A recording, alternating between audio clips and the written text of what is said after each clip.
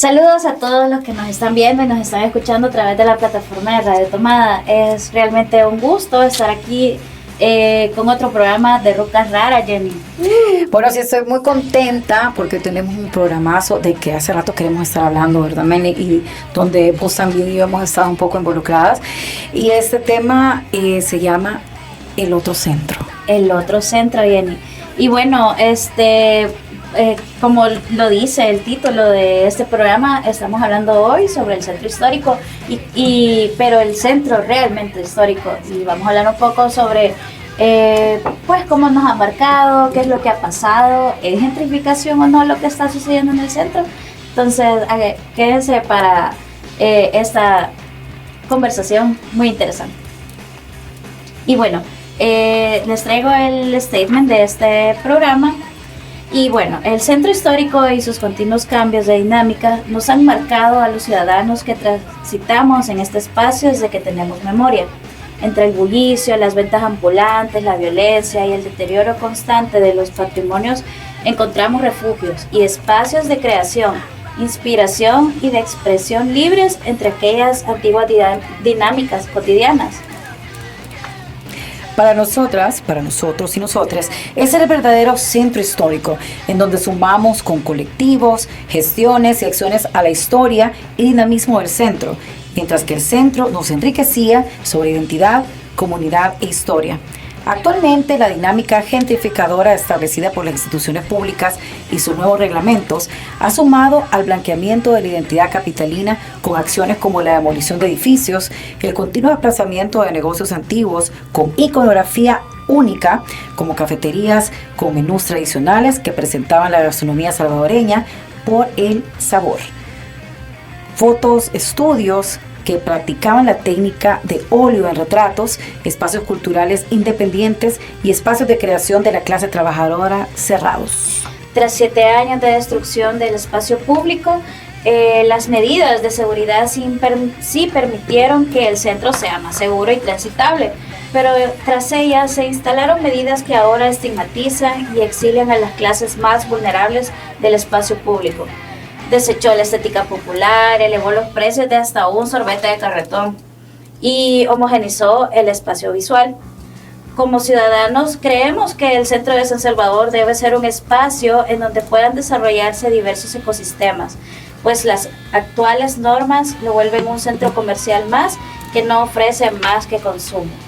Bueno, y para remembrar, hablar, tertuliar y recordarnos de este otro centro y lo que nos enseñó, tenemos en esta ocasión a nuestro amigo Dylan Magaña, investigador cultural y un gran promotor de la identidad del centro a través de proyectos como los recorridos del inventario del olvido y los pisos del centro. Así que, bienvenido, Dylan.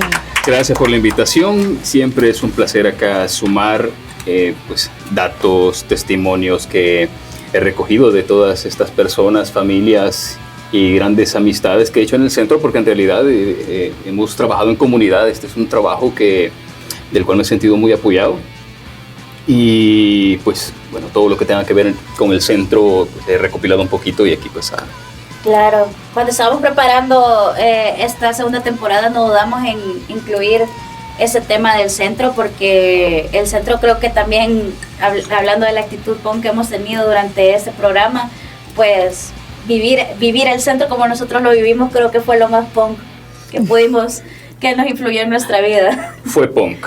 Fue punk, ajá, o sea, mira, fue punk, punto. Ajá. Sí. Sí. Pero para hablar un poco también, Dylan, de tus experiencias en el centro, y creo que es importante preguntarte un poco sobre qué te llevó también a ser a vos ese embajador, ese promotor de ese otro centro al que nos referimos con Amenli, y por qué es importante también seguir hablando de este centro histórico. Pues creo que se remonta cuando estudiaba arquitectura, ya hace más de inicio de los 2000. Ya lo digamos hace cuánto. Para que lo calculen. De lugares desaparecidos todavía. Estábamos en bachillerato, estudié en el EDUMATIC.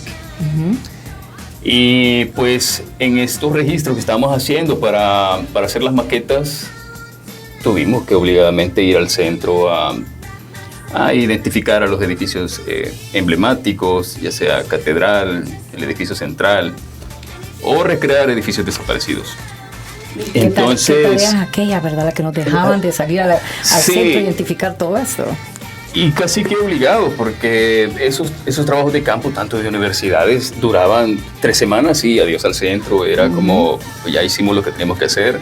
Eran visitas un poco, sí, bien kamikazes también, porque ¿qué íbamos a buscar? Un DVD, la reparación de un reloj. Exacto.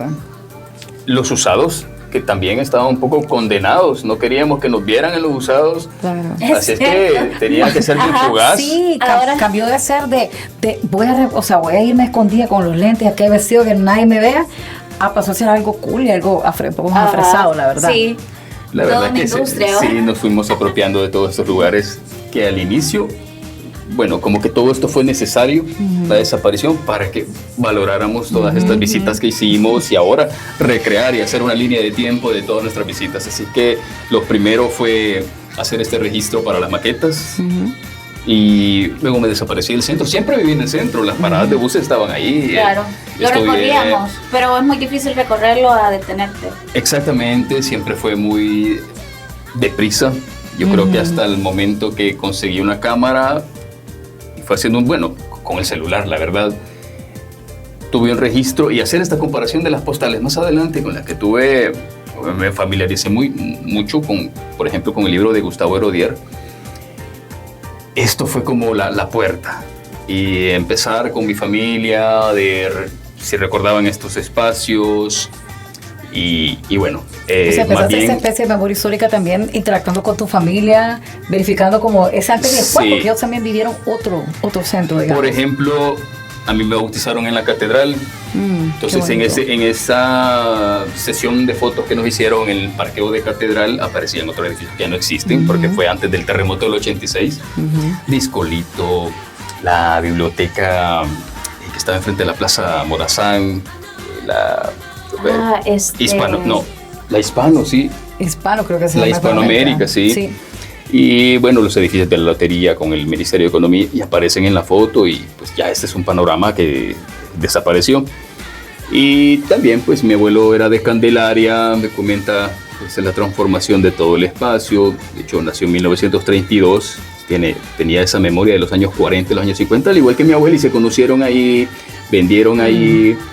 Bueno, mi abuela sigue vendiendo en el O sea, centro. un love story. Entonces, o sea, a ver. Exactamente, vos de viviste mesones. un love story, digamos, de tus abuelos conociéndose también ahí, de mesones del centro, también mis abuelos, por cierto, también por ahí. Entonces hay todo como un entramado, ¿sabes? Familiar, de toda esa, ¿sabes? Esa conexión del centro de San Salvador. Sí. De generaciones, y no solamente de la love story, sino del comercio, Claro. de qué es lo que funcionaba ahí.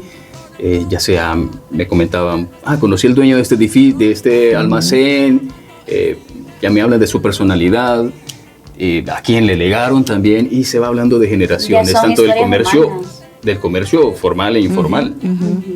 Sí, totalmente. Yo te podría decir que es un poco parecida también con mi relación con el centro, porque que cuando yo realmente conocí el centro trabajando ahí con mi mamá, ¿verdad? Con mis papás, y yo todo lo que veía era comercio, comercio informal, o sea, y el mercado, y decía, no puede ser que el centro sea solo comercio, tiene que haber algo más. Y yo me acuerdo que me regalaron una plata al final de mi bachillerato, y fue como, bueno, me lo voy a gastar, me voy a dar un tour en el centro. Y creo que eso fue como mi primer punto de autoencuentro con el centro, no perderme en sus calles, y realmente la cúpula de la catedral es muy significante para mí, porque siempre que sentía que no sabía dónde estaba, era como, bueno, voy El a punto de seguir, ubicación. voy a seguir la cúpula para llegar al punto que sí conozco, ¿verdad? Y así fue como fui conectando cada calle con eso, y de repente después la fotografía se vino. O sea, siempre para nosotros que somos punks de la escena, la verdad creo que nosotros siempre era como un trip ir al mercado, digo, a los usados, A al encontrar alguna Genesis, camiseta de alguna banda, ¿verdad? Que estuviera por ahí, o algún camisetas, tour. ajá, y después ir a estas tortas que están ahí por el Sagrado Corazón, por ejemplo, Habían puntos específicos había de referencia. puntos bien específicos, entonces era realmente una aventura. Pues bueno, hoy vamos a ir al centro, vamos a ir a comer tortas o una cervecita por ahí, ¿verdad?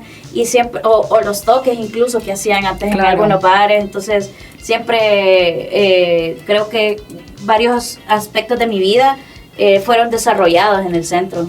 Fíjate que hablando de pues, puntos de referencia, a pesar de que podríamos pensar que el centro era un solo desorden, pero creo que también si nos ponemos a pensar dónde encontrábamos la música, también eran muy contados. De cualquier lugar, cualquier esquina podía tener música, Claro, pero tenías que ir claro. definitivamente donde vendían de Emerson, Lake and Palmer. por Claro, ejemplo. que venía rock progresivo, sabes que había como un Sí, lugar. o cine, por ejemplo, del impresionismo, pues Ajá.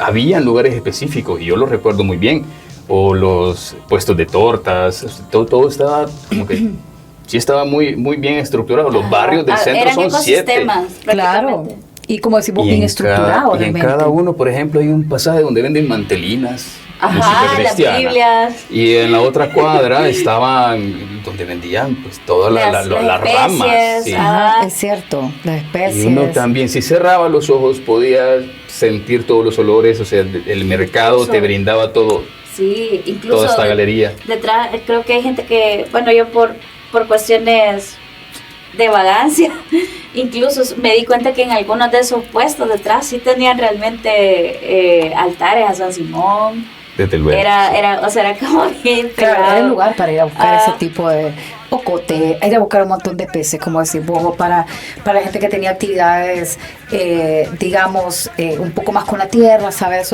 Había un montón de lugares donde vos ya te ibas y decías, no, ahí en la línea tiene la niña tal, aquí la niña tal, eso. Entonces, siento que como dice Dylan, a pesar, como decimos, a pesar de que parecía ser un caos, pero no. Y eso te iba a preguntar, que el centro... nosotros decimos caos, pero realmente era lo que le daba como también un poco de esa identidad. Había un gran movimiento. Era vida, creo lleno yo. de vida popular, había música, murales espontáneos. ¿Crees que también la nueva estética actual ha borrado completamente esa identidad, aunque sea un poco, o algo que aún sobreviva? Fíjate que creo que también en gran parte de ese problema hemos sido quienes nos separamos del centro y no aceptábamos cierta estética del centro, porque nos desresponsabilizamos al decir, mira cómo tienen de chuco, mira que ese gran basurero que tienen, Que como Yede. pero ¿qué estábamos haciendo para cambiar eso? Es más, comprábamos en el centro y éramos parte de ese ecosistema. Entonces, ¿cuál era la pregunta? De que si vos sentías Ajá. que había, digamos, toda esa nueva estética ha borrado parte también de esta identidad, o que algo que aún sobreviva, ¿verdad? Porque como que quisieran borrar, ¿sabes? Lo que vos decís, es que esto es muy feíto, esto no sé qué, pero la estética del centro me parecía siempre hermosa, por eso nos llevaban a nosotros, nos mandaban de la universidad, como decir, yo estudio diseño, a verificar también cuáles eran los indicios góticos, de repente que había neoclásico, que había de Art Nouveau. Entonces, ¿vos crees que, digamos, esta estética de repente que han querido borrar de los murales también, de toda esta música que sonaba, ¿verdad? Callejera, que vos podías escuchar ahí, o sentís que algo que todavía sobrevive a eso? Mira, sin duda ha sido demoledor todo este cambio, toda esta nueva estética, blanqueamiento, todo homogéneo. Sí, hablamos como de joyas arquitectónicas escondidas y todavía lo hablamos así cuando recién quitan una venta informal o un chalet o una lámina o un toldo, etcétera, y lo pintan, es como redescubriendo la ciudad. Claro. Siempre estuvo ahí, Siempre era estuvo. muy difícil, pero no queríamos hacer ese ejercicio de visitar el lugar, queríamos verlo todo por foto Un poco de palabra colonizadora, ¿verdad? y no te querías mezclar ahí. Ajá. Sí, la verdad, sí. Entonces, creo que ese fue el problema inicial por el cual seguimos haciendo esa frontera, como que este es el centro que me corresponde, el que puedo vivir, y este es el centro de la gente Claro, vendedora. ese es mi centro hasta donde yo puedo llegar, digamos, hasta donde pretendo descubrir, y este es el otro centro. Así es que ha cambiado bueno, es un microcentro, es el microcentro, luego el centro histórico, centro consolidado, que son 202 cuadras. Quizá una tercera parte sí ya está bastante controlada, que esto es lo más difícil para transitar hoy en día. No puedes caminar sin que alguien te esté viendo, digo, alguien de seguridad te esté viendo, como cuáles son los propósitos de esta visita. Claro, las cámaras. Como que estás haciendo acá, ¿no? Como que siempre tiene que haber un propósito, ya sea que seas extranjero, pero sobre todo no es a quien mejor recibe, pero como que siempre tienes que andar haciéndolo, no puedes como estar sentado tranquilo. Sí, es una... Incluso creo que la espontaneidad de crear en estos espacios se fue. O sea, ahí no puedes hacerlo porque realmente llega el CAM y te quita, pues, o sea, como incluso, bueno, yo no sé si será en general o qué, vea, pero me pareció también ver una noticia que como un italiano que hacía arte en tiza quería hacer algo en el suelo y le llegaron los del campo, pues, entonces como, o sea... Estás transformando, ya estás haciendo una intervención. Estás haciendo una intervención artística y ya no la puedes hacer porque es delito, ¿verdad? Porque no va con la estética actual del espacio. Sí, estamos... Realmente, o sea, ni siquiera hay esa oportunidad de los espacios alternativos que tenemos en aquella época, como, bueno, en mi generación, la Casa Tomada, Mactú, que de repente resurgió después de eso, otros espacios que con los amigos Obed y Cristian López y otros pintores, artistas que estaban muy involucrados en el centro, se creaban, ¿verdad? Entonces ya no... Siento que ya no hay esa posibilidad de que haya algo... Incluso creo que también había posibilidad, digo, me tocaba de repente tener, mientras estaba en televisión o en radio, pero sobre todo en televisión pedí algunos espacios, por ejemplo, del teatro de San Salvador, o sea, espacios del techo o grabar en tal lugar porque qué bonita se ve la estética. Y yo tenía permisos para hacerlo, pues, o sea, los pedía, los solicitaba, pero había una disposición también ¿sabes?, de retratar esos lugares, de decir, vas a hacer una entrevista acá a estas poetas, perfecto. Entonces yo quería este espacio y lo daba. Entonces yo siento que también, incluso en algún momento anduve ahí por ahí leyendo algunos textos de Roque Dalton, a gente del CAM ahí leyéndolo. Y siento que, aunque uno de repente estaba con alguna exposición, salías corriendo, hacías algo, pero había también esa idea de que podía salir como bien librado, ¿sabes? Como una pequeña picardía artística, una pequeña instalación rápida, un pop-up, digamos, artístico, que sí se podía hacer, que había como todo eso. Y también hablando de esos espacios alternativos que también comentaba la Meli, ¿no?, de lectura, de poesía, de arte, de las diferentes líneas artísticas. Por lo tanto, también que muchos de estos que eran más alternativos o, digamos, informales, por decirles algo, que no creo que sean totalmente informales, donde se hacía arte también desaparecieron. ¿A dónde vos crees que fue también toda esta energía creativa y si lograron resistir alguno de estos proyectos? Porque lo que estamos hablando me parece algo de hace años, pero ¿será que todavía estos espacios resisten en el centro? ¿Algunos espacios de esos? Y fíjate que todo esto de lo que estamos mencionando apenas surgió o se creó ahí por el 2014-2015 y ya nos parece algo tan lejano como el pasado del centro. O sea, fueron 10 años, pero se siente...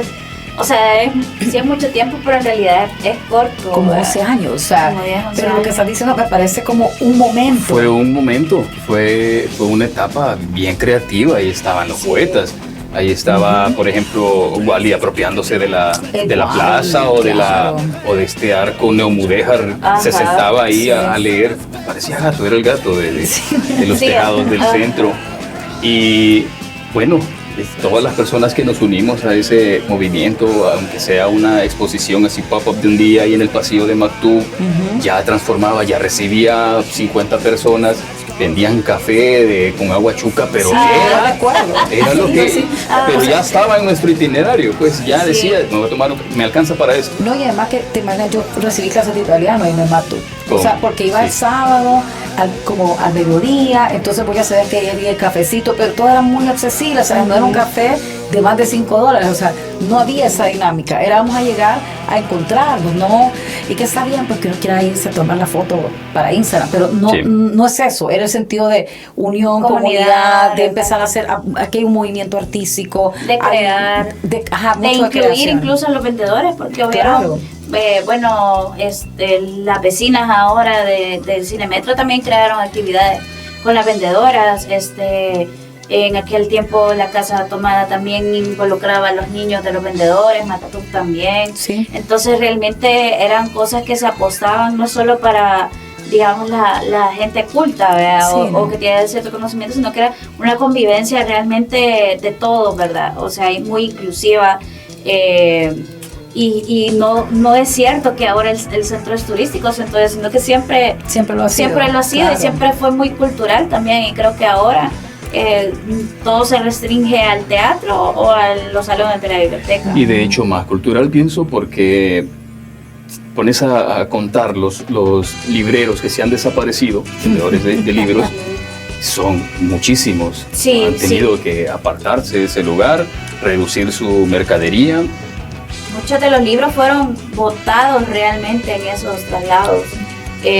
Los vendedores, ¿verdad? ¿Sabes? No tenían a dónde, o sea, que esa cantidad de libros se fueran, ¿verdad? Y les tuvieron que mandar a reciclar. Bueno, y hemos visto también que, por ejemplo, estos libros están albergados en otro lado, en otros espacios culturales, no por un hecho, digamos, planificado de distribución de libros, sino porque ya no los queremos aquí, ¿verdad? Porque ya nos va a tapar tener estos libros cool nuevos de historia, que está bien, pero no sé, pues me imagino que ustedes también lograron ir a la Biblioteca Nacional y meterse a donde estaban incluso los señores reparando los libros y todo, y creo que tenían incluso un espacio de libros en braille, de literatura, lo cual era también como, ¿sabes?, súper chivo, vos podías llegar tranquilamente, y este nuevo edificio que sale no sé, o sea, vos llegás y a mí me impacta verlo, de las pocas veces que rompe mucho.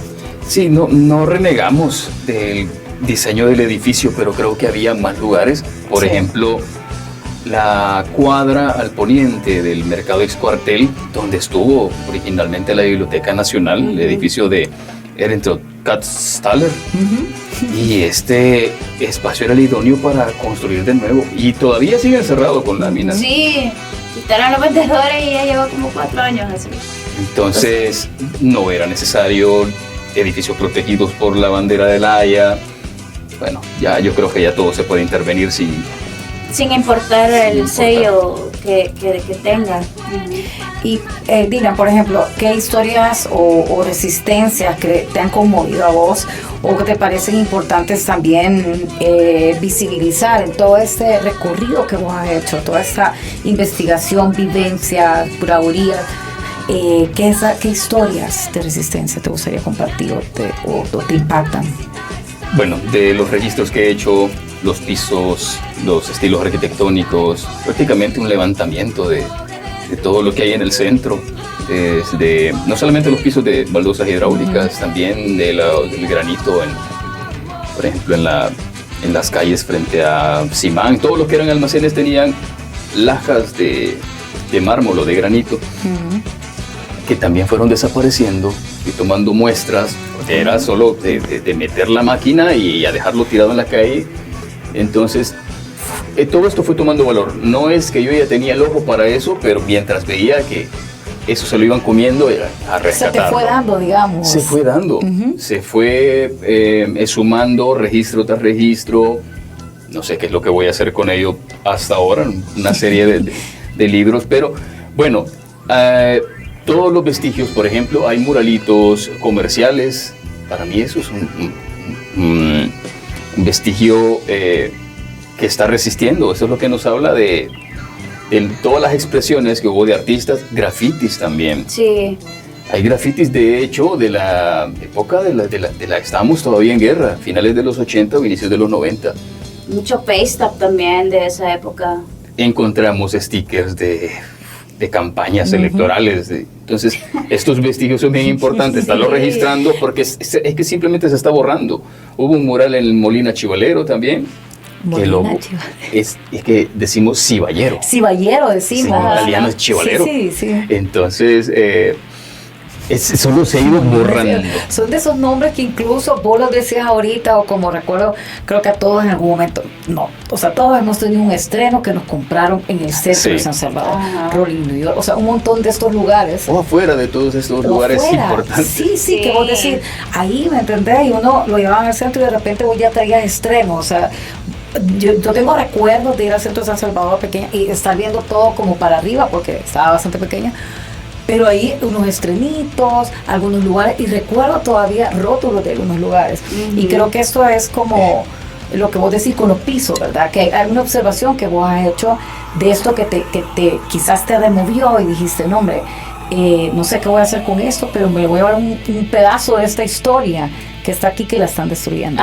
Creo que cuando sabes la historia de ese espacio, de esa baldosa, son historias que conmueven, ¿no? O sea, porque pues ni modo, creo que se usa la frase de nada dura para siempre, y es como lo que te das cuenta al tener esa baldosa destruida, ¿no? Más allá del material, de cómo vamos uniendo todos esos elementos constructivos, del material del mármol, yo agarré un trozo bastante grande frente a Simán y lo tomé de ese lugar porque yo recuerdo que una vez entre esos pasillos así bien en angostos había una persona que vendía figuras de acción y yo soy gran fan de Giger, entonces encontré un alien de S.G. Giger, ¿no es cierto? Y me lo dio como $2. O sea, yo esperaba que valiera 10 pesos.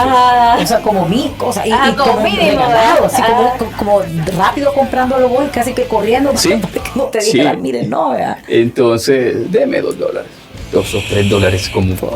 Entonces yo recuerdo, wow. O sea, lo primero que se me vino a la mente es aquí estaba aquella señora. Ajá. Uh-huh. Sí, bueno.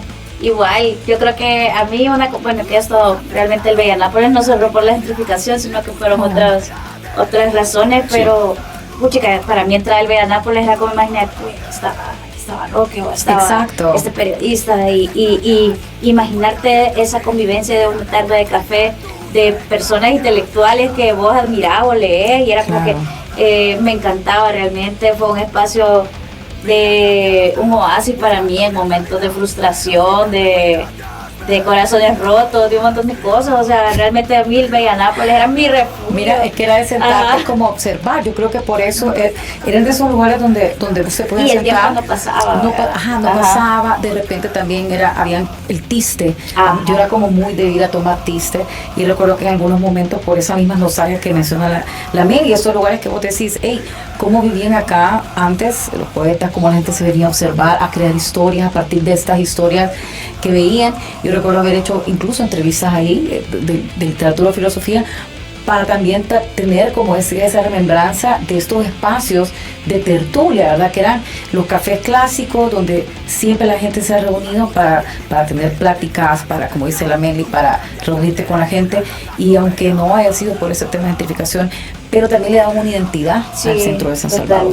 Sí, qué lástima que el Bella Nápoles se fue justo en el momento en que pudo irle mejor, pero ya tenía un año de pérdidas, porque pasó encerrado, el espacio sin acceso y sin un tiempo real, y pues mucha gente huyó, no solamente la Bella Nápoles, pero fue el ícono, el primero como el que abrió y el que a desaparecerlo todo. Y ya no pertenece al centro textil, se acaba de ir hace poco y va a ser, no sabemos, pero como que la línea es hacer lugares para la gente que va de paso. Café.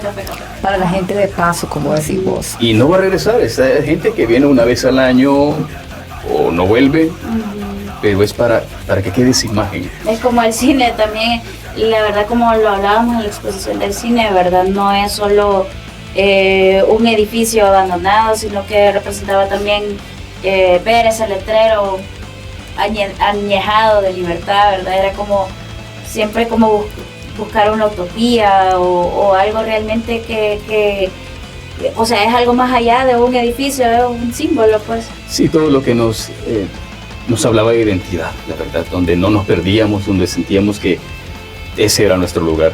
Y creo que eso es lo importante, pero sí, sigue todavía vivo, una cierta parte, pero son santuarios, creo que no vale la pena mencionar específicamente dónde están, porque es ahí la alarma. Sí, desde luego que hay muchos y de mucho valor, o sea, y material. Mira, Dylan, yo hizo que también, como estamos recordando ahorita, y me encanta que creo que estamos acá haciendo y trayendo en cuenta un montón de historias, ¿verdad? Probablemente estamos en 2014 o 2010, más atrás, haciendo memoria de esos momentos, pero hay ciertas expresiones artísticas que en algún momento, hace 10 años o hace un poquito más quizás, nosotros veíamos que como performance, arte callejero, que pasaban, que sucedían allá. ¿Cuáles de esas expresiones, no sé, que quizás vos has de haber visto, ya no son como tan bien vistas, ¿sabes? Como ya no son tan libres para poder expresarse en el centro de San Salvador, que antes sí eran más abiertamente bien vistas?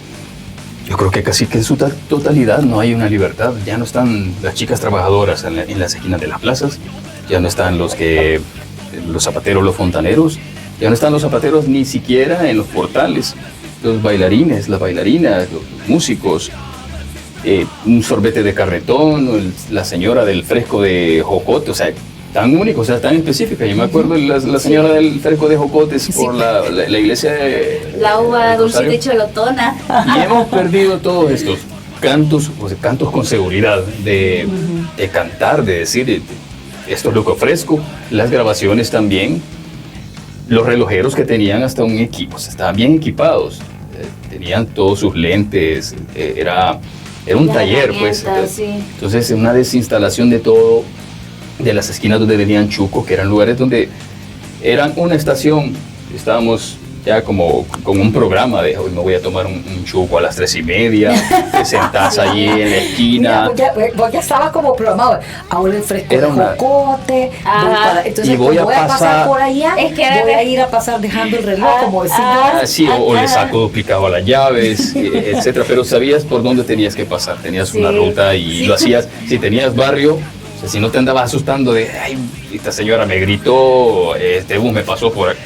Te sabías mover. Sí, o sea, realmente para el salvadoreño común era así, voy a ir a hacer bueno, y eso que antes no había como tanto supermercado en todos lados, ¿no? La gente iba al fin de semana o la fecha necesaria al súper, pero voy a ir al chuco de tal lado, o voy a ir a comerme una torta, una hamburguesa de tal lado, dulce en carretón con el cafecito.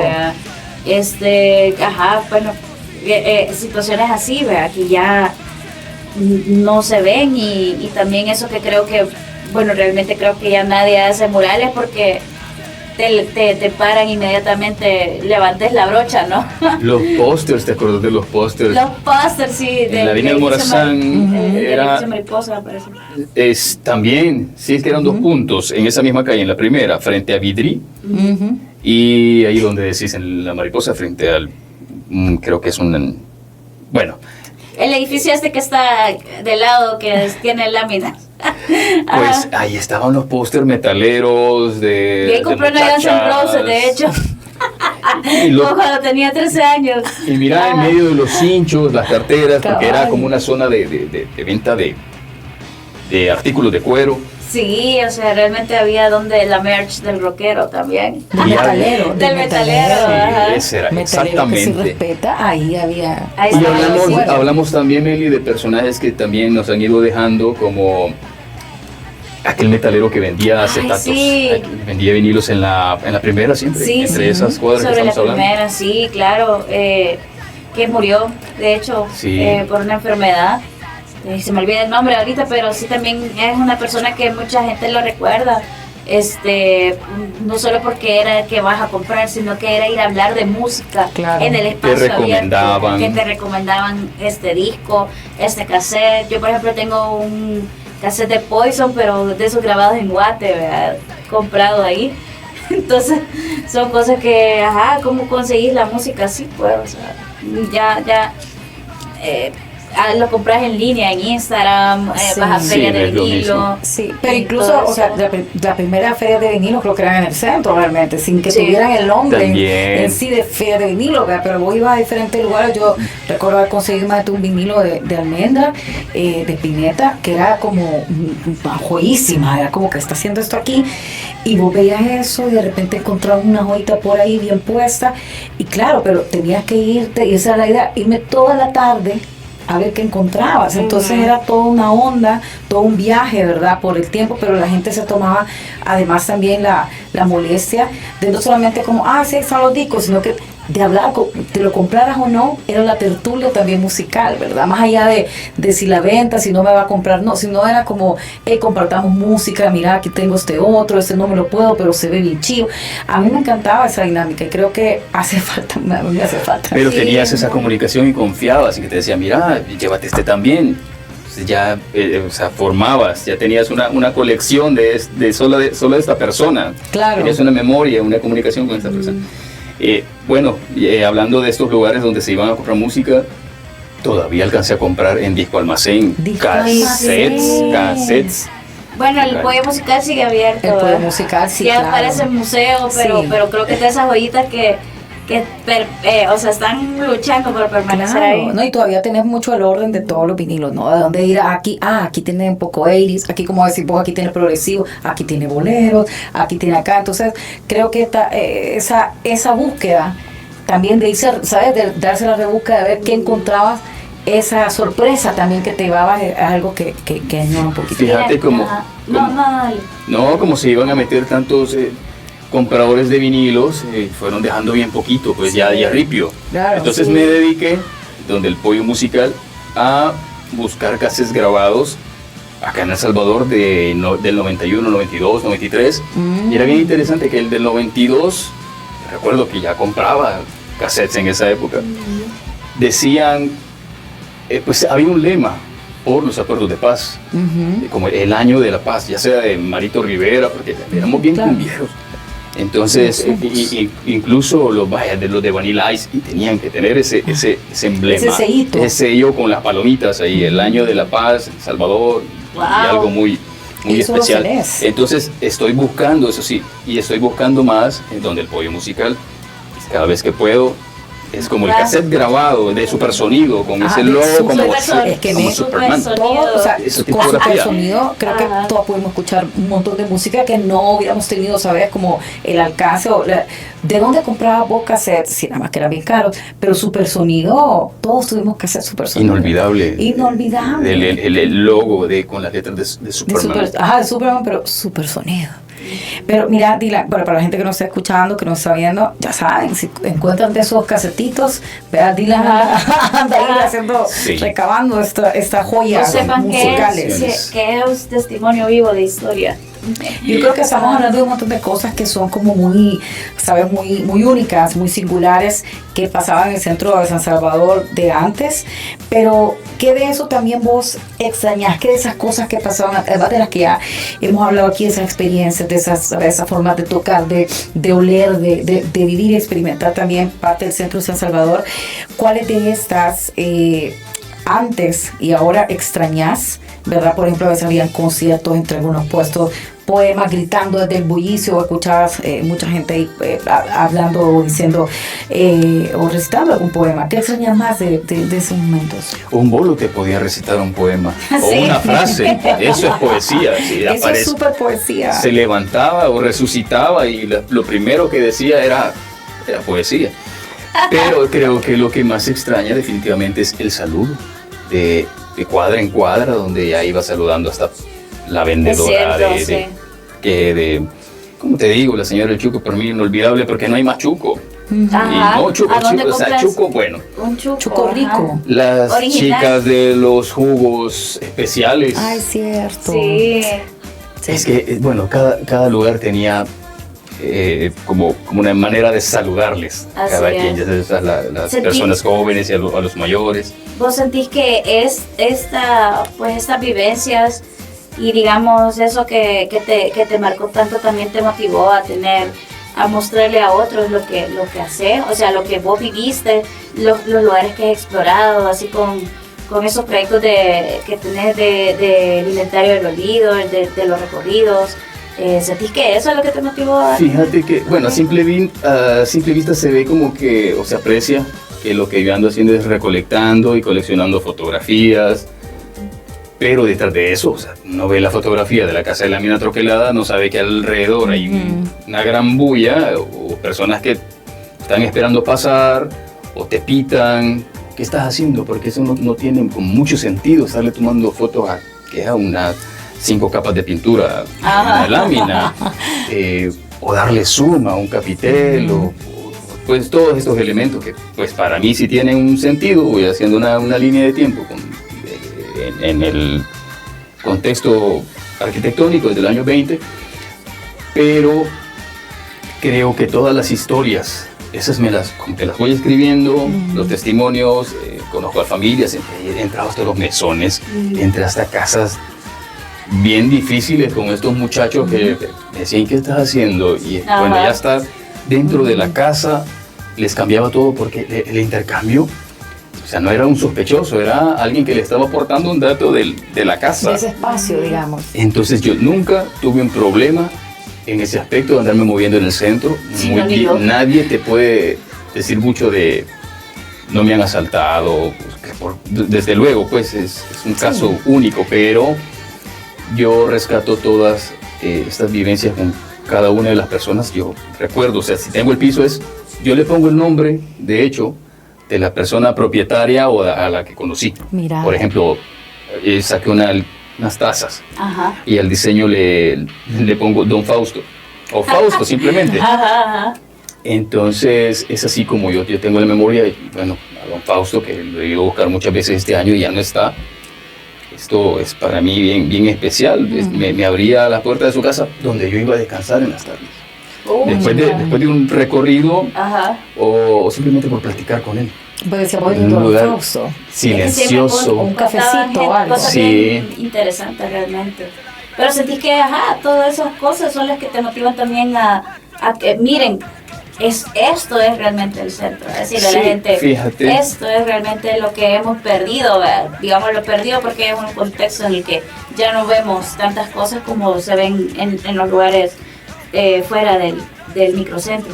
Sí, y pues qué lástima que muchas personas no acompañaron, porque solo ahí se daban cuenta que era una experiencia. Tenían que estar cruzándose la calle, pues comprando media calle para saber la dinámica de cada uno de los lugares. Son 7 barrios muy distintos, o sea, cada calle tenía pues, vecinos, el otro eran llenos de talleres, pero en cada lugar nos recibían de muchas maneras.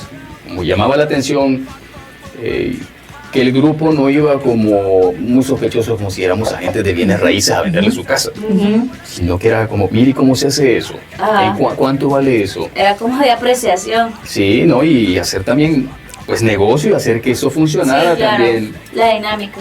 Sí, no era como el bro a que llega ahí a ver cómo decimos de bienes y raíces a ver qué pasa, sino más bien ese intercambio interesante y que creo que también vos te enriqueciste mucho, ellos también, ¿verdad? Con ese tipo de intercambios de vivencias, de espacios, de historias, que creo que era como que creo que es como lo lindo de lo que estás contando. Y también vos, Dylan, que has estado también como recorriendo los espacios de día, pero también hay una vida nocturna en el centro de San Salvador, que hay y ha habido siempre muchos espacios underground, donde, digamos, tanto la música como o sea, muchos espacios metaleros, muchos espacios donde ven toques de punk, etcétera, pero también espacios de baile, ¿sabes? Como disco, donde también muchas personas de la diversidad también se han resguardado, ¿verdad? Durante toda la vida en estos espacios. Todavía hay esos espacios, porque muchos creo que han cerrado o no están, pero todavía hay. Sí, mira, el centro fue punk, fue underground, fue cumbiero, reggaetonero, todo al mismo tiempo. Todavía están, pues, como te digo, son santuarios. Yo no lo visitaba, estaba este estigma de, puede haber una pelea ahí o alguien te va a sacar. Definitivamente cada lugar ya tenía hasta su mesa, la pareja que iba a llegar de señores, o el grupo de, que había una media edad de 55 años a 70. Y eran fieles todas las tardes, no era gente que iba a estar ahí hasta muy noche. Entonces lo interesante era ver esa dinámica ahí como las 3, 5 de la tarde. Ya habían salido de sus trabajos, ya era otro como la segunda oficina. Y ahí fui identificando, aquí me siento bien. Luego hacía una compra de libros, yo me sentaba en un lugar de estos a estarlos revisando, a sacarlos. Definitivamente me tenía que tomar una regional. Una morenita o una morenota. Algo para refrescarse, por supuesto, Desde aprovechando luego. la vueltecita por ahí. Aprovechando la música, o de repente Claro. alguien te guiñaba el ojo, pero era porque comprendía que estabas escuchando la misma música. O sea, ponía esa tres es la canciones conexión de y que, quería ver, hey, quiero ver quién está cabeceando, Estás quién sintiendo está... la vibra. Sí, aquel ya te decía. Pues, No, yo por esa misma como vivencia te quería preguntar de estos espacios, porque creo que hay muchos que han cerrado, hay muchos que ya no están, porque eso fue en algún momento, pero ahora, en la actualidad, muchos de esos espacios más alternativos, ¿verdad? De una parte de una vida nocturna también, han ido desapareciendo. Entonces la gente que solía llegar, que a ver, pasaban esos espacios, que eran, como decimos, no solo un día fui y ya nunca volví a llegar, sino la gente que realmente eran sus espacios de fin de semana, del día a día, de miércoles para martes, que eran los espacios. ¿Será que todavía conviven esos espacios? Porque he visto que varios han cerrado. Sí, mira, qué lástima que se tomaba como un grupo de personas como una expedición, como una excursión, de Claro. veamos cómo viven por acá, mira, esa casa cómo la tiene, esto tiene potencial. Entonces, todos estos comentarios también a la gente le han hecho que, pues, tema un poco de sentirse perseguida. En realidad hay una persecución de borrarles esa imagen, de borrarles su fachada, de borrarles su cocina, porque también hay una especie de sondeo de cómo tienen sus espacios, y así como estén, pues les obligan a transformarlos, y por supuesto O se los quitan. no tienen esos fondos, y Claro. esas van siendo como las señales. Entonces, bueno, en 6 meses vemos qué tal, los papeles en regla, y así va desapareciendo el barbero o la venta de usados, porque tampoco hay usados.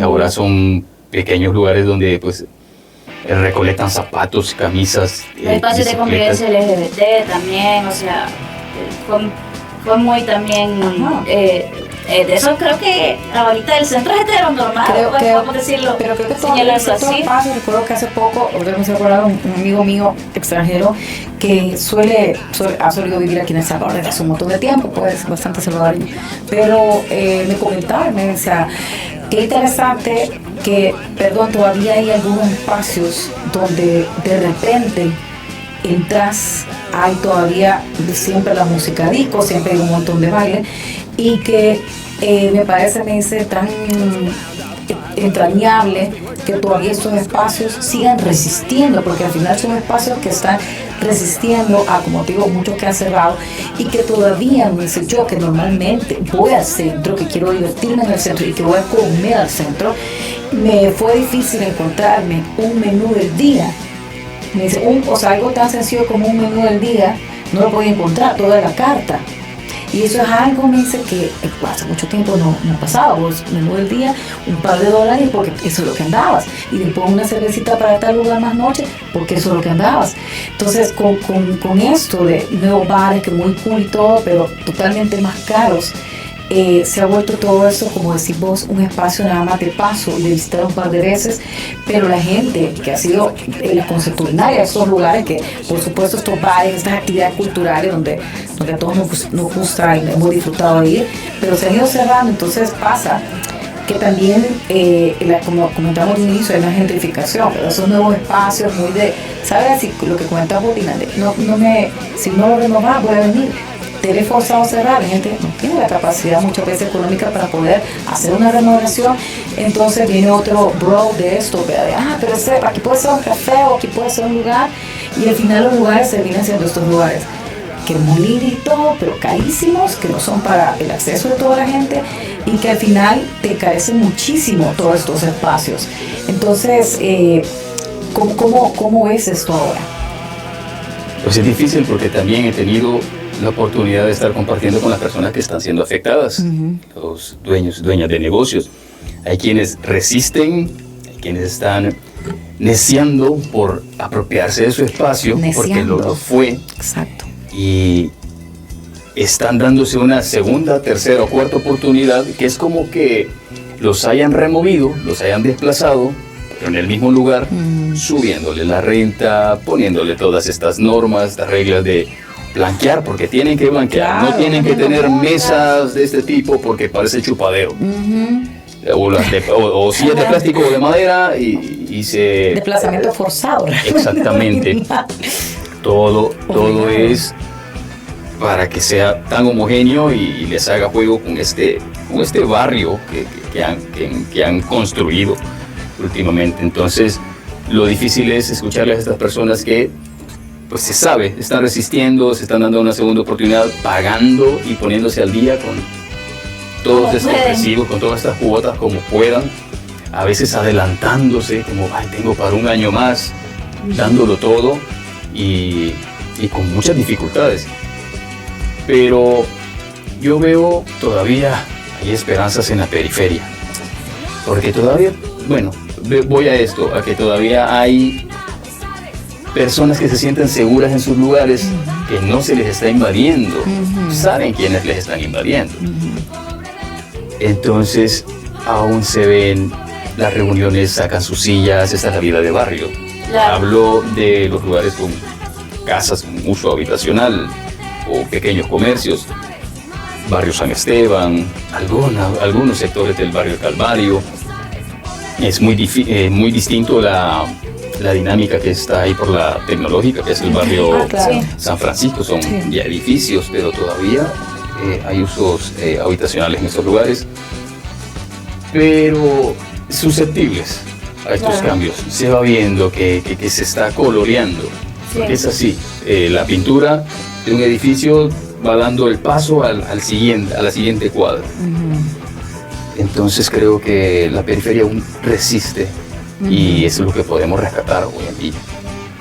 Y eso es parte también de lo que te quería preguntar, si todavía tenías esperanza de que en algún momento esa resistencia o esto, digamos, quizás no va a volver a ser como antes, pero digamos que el centro vuelva a un momento en que sea ese centro para todas y para todos, ¿no? Un centro menos blanqueado y más con esa esencia de esa memoria, esa identidad también, ¿verdad? Que es el centro de un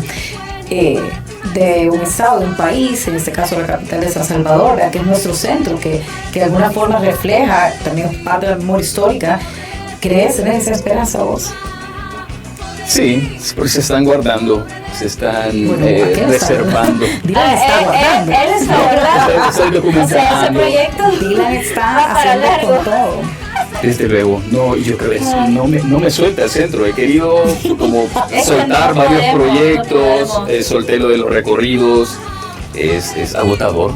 Me imagino. Mientras estaba haciendo recorridos, ver que la semana que venía, la fecha que tocaba un recorrido acá, ya no está el lugar que yo iba a visitar. Es emocionalmente fuerte. Es un choque porque tenía que hacer previamente un recorrido Así es. y cuando salía a solas era como más difícil, porque es cuando más recibía todo esto, me impactaba más. Acompañado era como más fácil o menos complicado. Digerirlo. Sí. Entonces, creo que documentar, compartir con las personas que viven en este lugar para próximamente, en un futuro, recrear de nuevo. Pero lo importante es la memoria, es la apropiación del espacio, de que nos cuenten, yo pertenezco a este lugar, así es el ritmo de vida acá. Esta es una zona conocida porque aquí hacíamos pan, porque aquí hacíamos tamales, cada domingo, cada fin de mes se llevaba una actividad acá. Todavía están en esos lugares, mejor no mencionarlos porque Sí, la verdad es están en peligro. como un blanco. Pero hay personas que se sienten todavía con muchas ganas de que el lugar sobreviva. Sí, yo creo que sí sería bueno, o no sé, pues espero, tengo todavía la esperanza que en un futuro el centro sea más allá que un centro comercial, pues, o sea, que se convierta realmente en lo que era hace algunos años, ¿no? Histórico, que aunque ya no sea como la dinámica de esa época, pero que sí pues se vea, ¿verdad? Se reconstruya la historia, se muestre los distintos épocas, momentos de ese espacio, ¿no? Porque y que se trate de convivir equitativamente con el comercio y estos espacios educativos también que rememoran y cuentan cómo era San Salvador. Sí, mira, es tan difícil saber que nos estamos moviendo casi como en un centro comercial. Con todas estas restricciones hemos perdido la vida de mercado.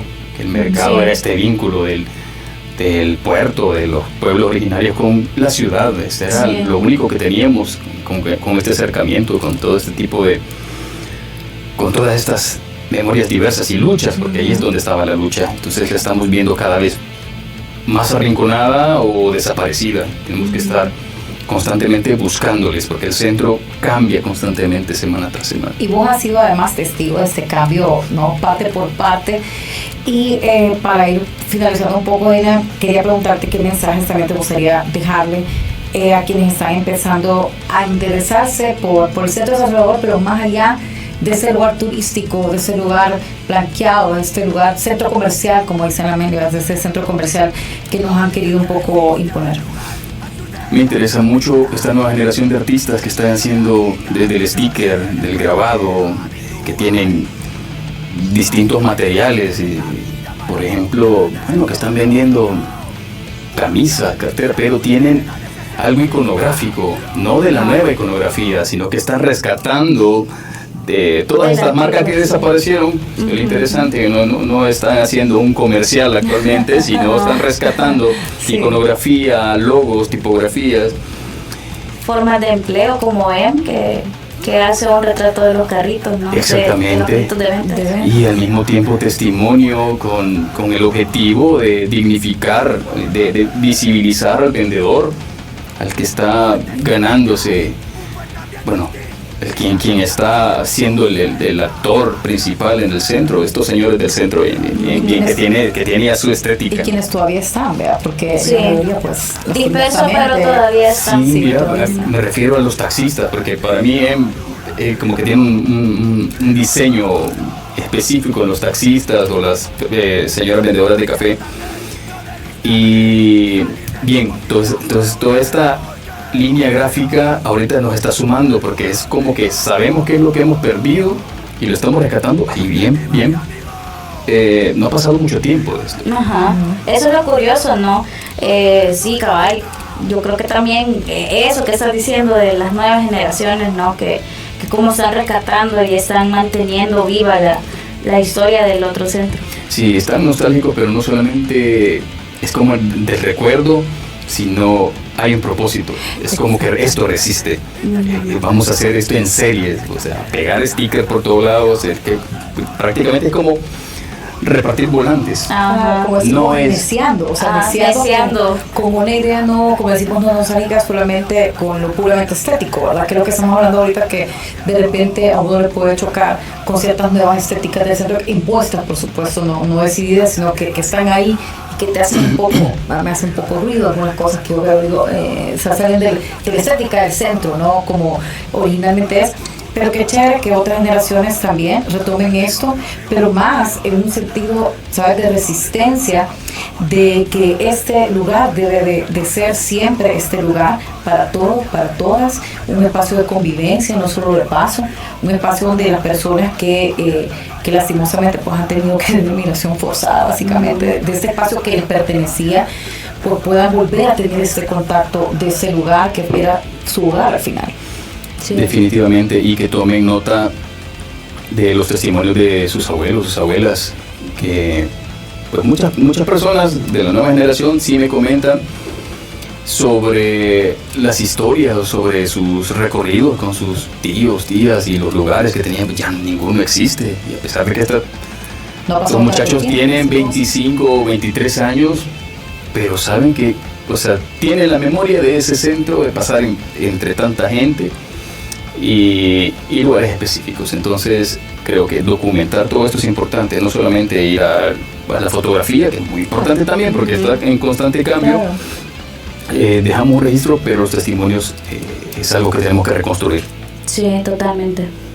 Así que gracias, Dylan. No, así, como que, porque se me acabó el tiempo. No, Dylan, realmente te agradecemos muchísimo, ¿verdad? Tu tiempo, tu conocimiento, tu experiencia, su historia que nos compartís.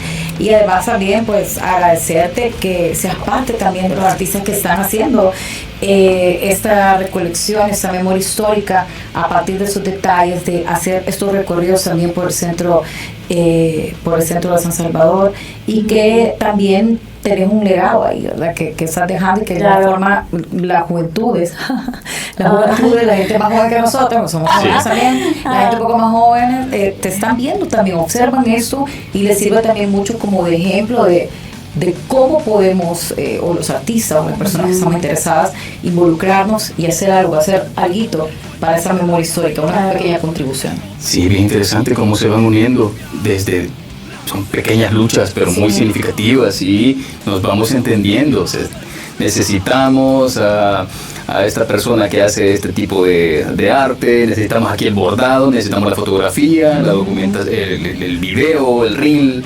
Todo sí. Entonces, no, es una dinámica. Esto que tienen muchachos que tienen tanta energía y son tan rápidos para hacer un video. ¿Cuánto puedo demorar yo? 2 días, y lo hacen en media hora. Sí, y agradecerles, yo creo que también agradecerles porque pues esa constante situación del blanqueo histórico, no podemos acabar con ella. Realmente creo que ha sido complicado para las generaciones que tenemos entendimiento, que apreciamos, que luchamos por nuestra identidad, por encontrar nuestra identidad, y tanto como territorio como personal.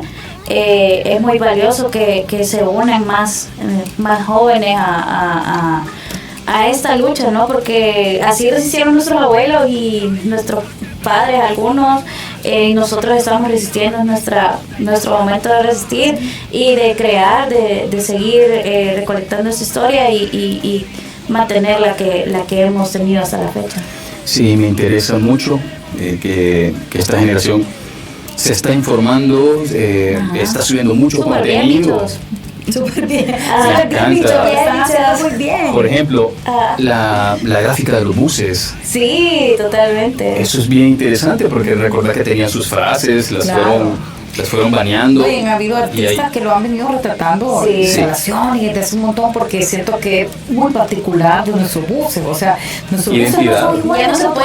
Ya no se puede que el bus tenga identidad tampoco. No, ya no se puede, ni el bus ni el bus.